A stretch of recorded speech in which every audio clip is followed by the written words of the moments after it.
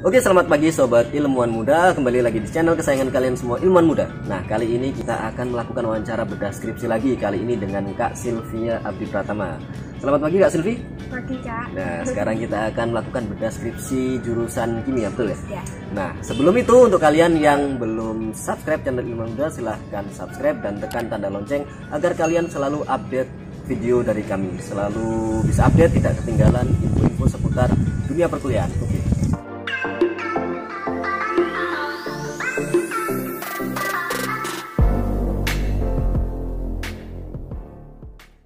Oke, ya selamat pagi Kak Sylvie. Sekarang kita ini berada di UM teman-teman, di Universitas Negeri Malang. Kita melakukan sharing-sharing. Oke, Kak Sylvie bisa memperkenalkan Kak Sylvie itu siapa? Biografi singkat mungkin kepada teman-teman supaya tahu. Ya, jadi perkenalkan, nama saya Sylvia Abdi Pratama. Saya kebetulan lagi fresh graduate dari jurusan kimia UIN Maulana Malikidah Malang. Sebelumnya saya telah melakukan penelitian di unit bidang ilmu biokimia untuk skripsi saya, dan saya menjalani kuliah saya selama kurang lebih cukup lama, 5 tahun, karena saya juga melakukan beberapa aktivitas di luar perkuliahan, seperti kemarin sempat diamanahin menjadi presiden mahasiswa UIN Malang. Jadi memang agak padat jadwalnya. Jadi bisa diketahui teman-teman ya, meskipun Kak Sylvie ini perempuan, tapi pernah juga menjabat sebagai presiden mahasiswa atau presma di UIN Malang juga. Keren kan? Oke, Kak Sylvie, sekarang kita akan melakukan sedikit sharing wawancara seputar skripsinya Kak Sylvie. Nah, pertanyaannya nggak susah-susah banget kok. Jadi pertanyaannya masih seputar skripsi Kak Sylvie, mulai dari pembuatan judul dan lain sebagainya. Oke, kita langsung saja masuk ke pertanyaan teman-teman ya. Perhatikan terus. Yang pertama Kak Sylvie, untuk skripsinya ini mengapa tertarik mengangkat judul skripsi itu? Nah, sebenarnya judul itu disarankan atau gimana gitu? Kan sebelumnya ini belum diomongkan ya judulnya Pak. Silakan. Well, ceritanya panjang sih, hingga akhirnya dapat judul. Judul skripsi saya itu kemarin pengaruh penambahan gas ekstrak dan lambah fermentasi pada produksi bioetanol dari limbah air kelapa yang ditambahkan dari sebelum menggunakan Saccharomyces cerevisiae. Perjalanan untuk menemukan judul itu kalau dibilang cukup panjang karena diawali dari ketertarikan saya di bidang biokimia sebenarnya. Dari awal saya masuk kimia UIN Malang, kemudian dikenalkan kalau di jurusan kimia itu ada unit bidang ilmu biokimia, penelitian biokimia. Saya sudah merasa tertarik di situ. Kemudian saya mencari informasi dari beberapa kakak tingkat, kemudian mengikuti mata kuliah pilihan di bidang mikrobiologi tentunya. Dan hingga akhirnya saya menemukan bahwa memang saya passionnya di situ gitu kan. Terus kayak ngerasa oke, saya tertarik di bidang biokimia, meskipun banyak kakak-kakak tingkat yang bilang, banyak orang-orang yang bilang kalau kebanyakan kalau penelitian biokimia itu memakan waktu yang lama, sehingga kebanyakan kalau di kimia UIN Malang melakukan research di tugas akhirnya dia tentang biokimia, maka lulusnya agak terlambat seperti itu. Begitu. Ya. Tapi tetap karena memilih memang, untuk biokimia. ya, karena memang step-stepnya itu banyak. Kalau misalnya penelitian yang biasanya cuma 5 step itu harus 12 step gitu, kayak banyak banget. Tapi saya merasa bahwa saya sudah menyukai dengan biokimia, dan saya merasa tidak apa-apa kalau misalnya saya melakukan hal sesuai dengan apa yang saya sukai, karena ketika melakukan penelitian itu kan membutuhkan waktu yang cukup lama juga. Saya takutnya nanti kalau malah melakukan hal yang nggak saya sukai, malah takutnya saya mundur di tengah jalan, kan malah lebih gawat ya Kak ya. Jadi seperti itu. Kemudian di pertengahan semester ada juga mata kuliah Kapital Selekta, waktu itu dosen-dosen presentasi tentang penelitiannya, dan saya rasa hal yang paling menarik adalah di biokimia itu ada penelitian tentang produksi produk fermentasi seperti itu, termasuk produksi bioetanol. Nah, itu juga saya rasa cukup sesuai dengan keinginan saya, yang mana someday I want to build my own factory. Jadi saya mengutarakan itu kepada dosen pembimbing saya, kemudian dan mendapatkan judul yang sesuai dengan keinginan saya. Bagi saya sangat menarik ketika kita bertukar pendapat dengan dosen pembimbing, merumuskan apa yang kita sukai dan menyesuaikan dengan persepsi beliau, dan kita mendapatkan judul yang tepat, dan akhirnya saya mendapatkan judul itu. Jadi judulnya intinya itu sebenarnya dari keinginan sendiri ya. Gitu ya? dari kesenangan sendiri terus akhirnya diutarakan ke dosen, akhirnya kok setujui, kok sama sepemikiran istilahnya. Iya. Lalu yang kedua Kak Silvi, yang melatar belakangi penelitian tersebut. Jadi ini kita setelah judul itu membahas ke latar belakang. Iya. Jadi latar belakang kok bisa melakukan penelitian gas ekstrak tadi apa? Jadi kalau latar belakangnya, ya kita tahu di era ini kelangkaan bahan bakar fosil itu kan adalah masalah umum bidang energi, dan salah satu energi alternatif yang berpeluang untuk dikembangkan itu adalah bioetanol. Jadi di sini saya merasa bahwa bioetanol ini memiliki peluang untuk dikembangkan di kemudian hari, sehingga saya melakukan penelitian itu.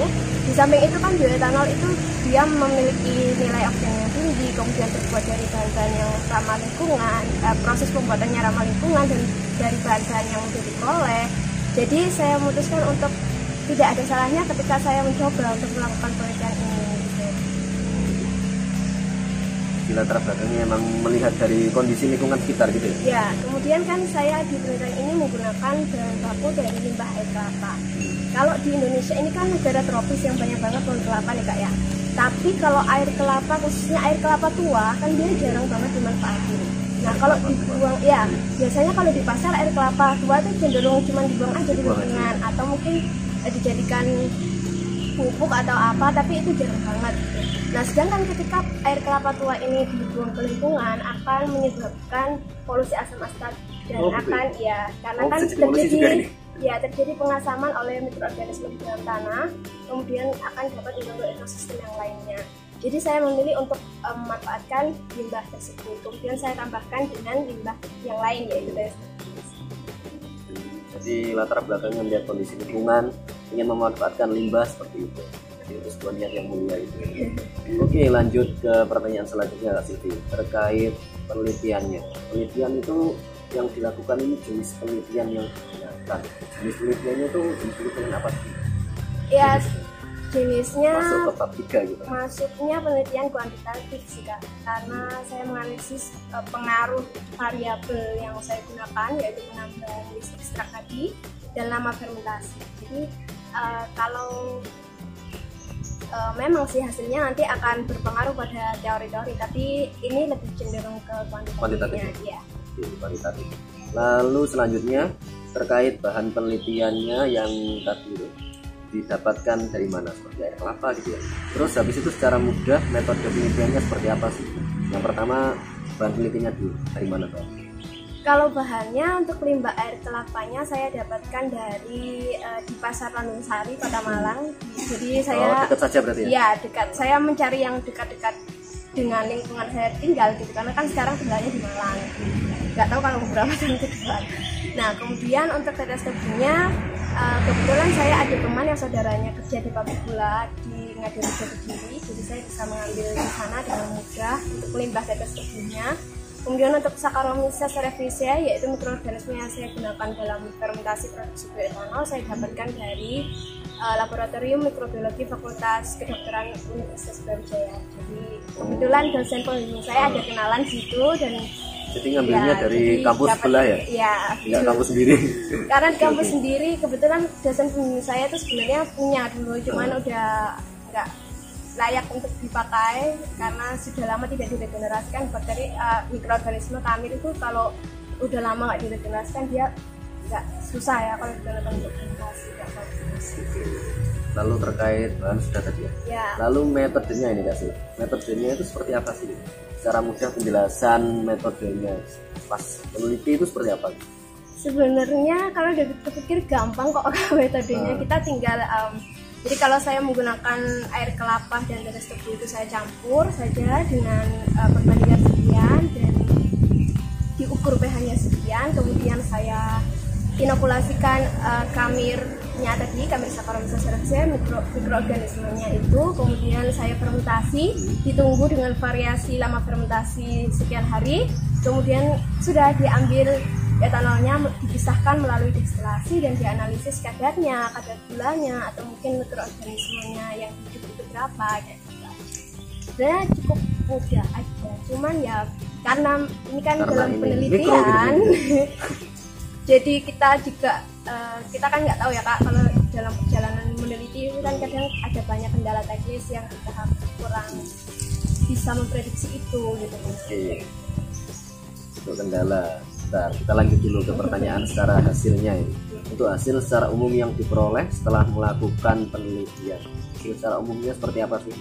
Kan ini tadi itu penambahan yeast extract ya awalnya. Itu apakah berperan baik atau seperti apa? Bisa dijelaskan?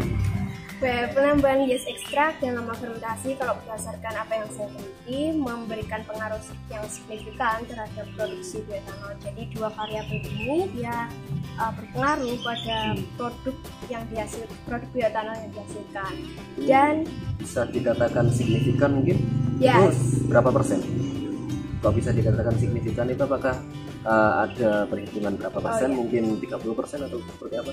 Jadi di dalam penelitian ini analisis data statistiknya saya menggunakan uji Waze ANOVA. Dan di situ ketika ada perbedaan yang signifikan maka kita lanjutkan dengan uji beda nyata jujur, dan kemudian saya peroleh hasil bahwa hasil yang terbaik di antara yang lain itu adalah penambahan yeast extract 2 gram per liter dan lama fermentasi 2 hari. Itu hasil terbaik, dan dia di statistiknya berbeda signifikan terhadap perlakuan yang lainnya seperti itu kan.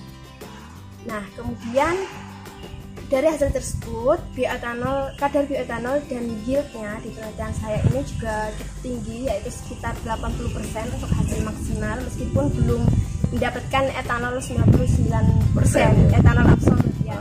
Tapi ini memiliki potensi untuk dioptimasi ke depannya. Karena memang di penelitian ini saya pemisahannya itu hanya menggunakan destilasi fraksional, di mana kita tahu di situ ada titik azeotrop di proses destilasi, yang mana kalau etanol kan dia titik didihnya 78,2 derajat Celcius, tapi kalau air kan 100 derajat Celcius ya. Nah sedangkan titik azeotrop ini ada di etanol 78,4, sedangkan air 100 derajat Celcius. Tapi titik azeotropnya ada di 78,2 derajat. Nah, di mana di titik tersebut etanol dan air itu mendidih secara bersamaan sehingga sulit untuk dipisahkan etanol dan airnya seperti itu. Jadi mungkin untuk kedepannya dapat dioptimasi untuk pemisahannya sehingga kita dapatkan etanol yang lebih murni dan perlakuan-perlakuan yang lain. Jadi kurang lebih tetap signifikan hasilnya. Ya. Lalu terkait kendala ini Kak Sil, kendala yang dihadapi sebelum penelitian. Jadi sebelumnya itu apa saja masalahnya yang dihadapi, bisa diceritakan? Apa ya, kalau kendala sih saya rasa setiap penelitian pasti punya kendala sih, meskipun dari awal atau akhir atau pertengahan, tapi kan yang terpenting adalah bagaimana kita mengatasi kendala tersebut. Kalau saya dulu mungkin lebih ke perumusan judul sih, karena karena harus sering konsul ke dosen juga. Ya, karena karena menyesuaikan pandangan antara kita dosen pembimbing, kan ada konsultan juga pembimbing agama, itu kan juga membutuhkan waktu gitu, karena kan setiap orang memiliki persepsi yang berbeda-beda. Jadi bagaimana kita mencari alternatif yang terbaik untuk penelitian kita ke depannya itu yang membutuhkan effort lebih sih, tapi itu cukup menyenangkan menurut saya. Itu kendala sebelum penelitian. Lalu lanjut kendala yang dihadapi saat penelitian atau saat ngambil bahan, itu seperti apa kendalanya? Saya rasa kalau penelitian saya tuh alhamdulillah cukup mudah sih, mengambil bahannya juga nggak terlalu susah gitu kan. Mungkin ada beberapa kendala-kendala teknis itu pasti ya, karena untuk seperti yang dari Kediri tadi nggak harus nunggu lama barangnya nggak? Oh tidak, kebetulan karena ya jalur orang dalam jadi lebih cepat. Oh gitu.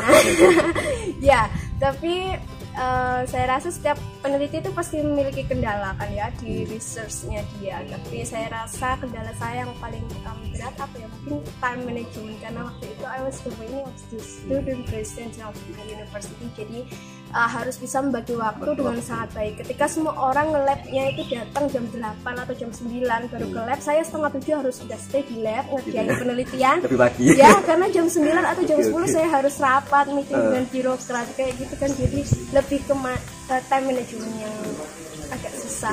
Juga pengaturan waktu, manajemen waktu. Lalu terkait kendala yang selanjutnya ini yang dihadapi saat data sudah terkumpul, data sudah ada, atau bisa dikatakan setelah penelitian selesai, apa kendalanya? Well, saya tuh udah selesai penelitian sebenarnya Oktober 2019. 2019. Ya, Lalu? sebelum saya pulang waktu itu. Ya. Tapi saya harus menunggu data analisis instrumen gas kromatografi saya di Politeknik Negeri Malang waktu itu. Dan ternyata ada beberapa kendala, data di PC yang digunakan untuk analisis itu dia hilang ke format dan hilang data berarti? Ya, dari pihak sananya? Ya, dari pihak lab di sana, dan kemudian harus dianalisis ulang sampel saya, dan alhamdulillah sampelnya masih ada waktu itu. Jadi saya harus menunggu sampai akhir November. Nah, setelah saya, ya kebetulan pada akhir 2019 itu saya banyak kegiatan untuk keluar kota gitu, jadi saya tidak terlalu pusing, nggak apa-apa. Akhir November saya mendapatkan datanya, kemudian langsung saya olah sehingga awal 2020 itu sebenarnya saya sudah siap untuk maju ke seminar hasil. Tapi karena memang kita kan nggak pernah tahu ya, ternyata tiba-tiba ada pandemi COVID-19, kemudian agak sempat terundur, tapi ya tapi alhamdulillah semua selesai pada waktu yang ditentukan Allah. Terkait kendala sudah. Oke, lalu kita lanjut ke pertanyaan terakhir ini. Tentang yang bisa dijadikan skripsi untuk jurusan kimia itu sebenarnya seperti apa sih? Jadi jurusan kimia itu sebenarnya harus meneliti apa gitu? Mungkin yang mudah diteliti atau yang mungkin sesuai dengan minat masing-masing. Seperti apa menurut Kak?